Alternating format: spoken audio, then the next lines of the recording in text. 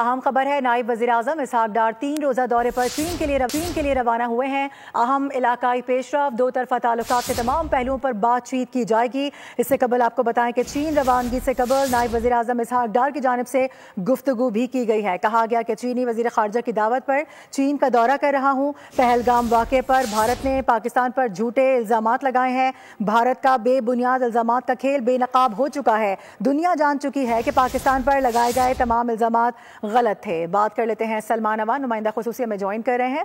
सलमान, मजीद क्या गुफ्तगू की गई है, क्या बताया गया है?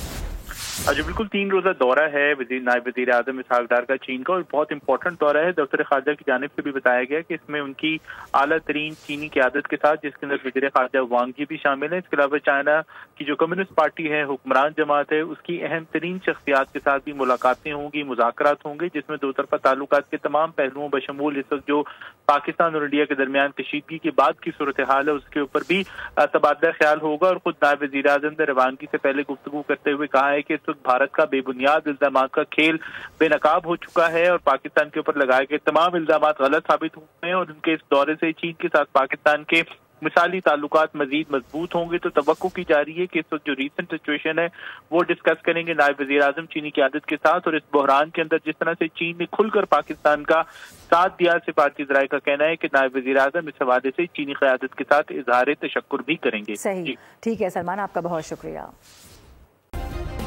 सब्सक्राइब करें और बेल दबाएं ताकि कोई खबर रह न जाए।